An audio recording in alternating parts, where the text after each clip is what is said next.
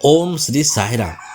श्री सत्य Sai speaks volume 28 1995 को भगवान श्री सत्य साई बाबा द्वारा दिया गया प्रवचन में स्वामी कहते हैं, मानव कर्म और दिव्य लक्ष्य साथ साथ चले। आज के समय में लोग बिना किसी आदर्श के एक यांत्रिक और अर्थहीन जीवन जी रहे हैं। जीवन का वास्तविक उद्देश्य उस दिव्यता का अनुभव करना है जो वृक्ष की जड़ों की तरह सूक्ष्म और अदृश्य होते हुए भी उन्हें संभाल देती है। आज मनुष्य फल तो चाहता है पर जड़ों की ओर ध्यान नहीं देता। प्राचीन ऋषियों ने जड़ों की खोज की ताकि वे सच्चे फल को प्राप्त कर सके। भारतीय संस्कृति का आधार भी इसी मूल सत्य की खोज पर था, किंतु आज लोग मूल सत्य को भूलकर क्षण भंगुर वस्तुओं के पीछे भाग रहे हैं।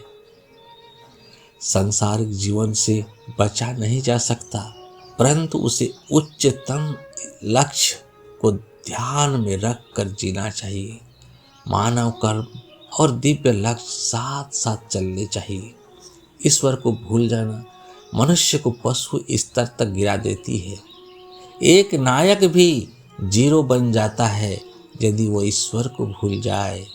आज पूरा विश्व में लोग विभिन्न प्रकार के भय से ग्रसित है, क्योंकि उन्होंने उस निर्भयता को प्राप्त नहीं किया है जो केवल ईश्वर ही दे सकते हैं।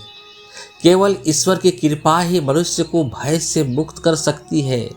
इसलिए सभी को दृढ़ श्रद्धा विकसित करके ईश्वर की कृपा प्राप्त करने का प्रयास करना चाहिए। आप किसी भी रूप की पूजा करें, किसी भी नाम का जाप करें, परंतु ईश्वर में अटूट विश्वास रखें। आप उन्हें राम, कृष्ण, अल्लाह, जीसस क्राइस्ट या बुद्ध किसी भी नाम से पुकारें, ईश्वर एक ही है।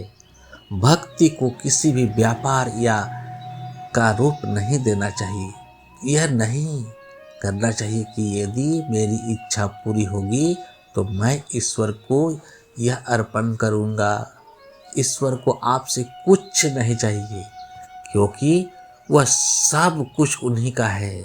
आज जन्म के समय कुछ लोग लेकर आए और जाते समय कुछ लेकर नहीं जाएंगे।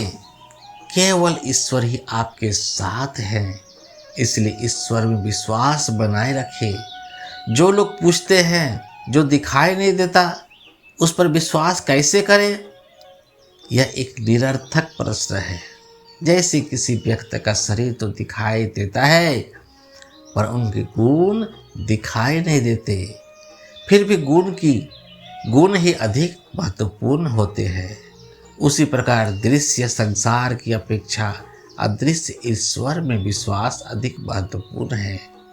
ईश्वर को केवल प्रेम के माध्यम से ही अनुभव किया जा सकता है। इसलिए यदि सेवा की एक लहर पूरे देश में फैल जाए और हर व्यक्ति को अपने साथ जोड़ ले, तो यह संसार में फैले हुए द्वेष, घृणा और लोभ को मिटा सकती है। ओम श्री साईराम। जय जय साईराम।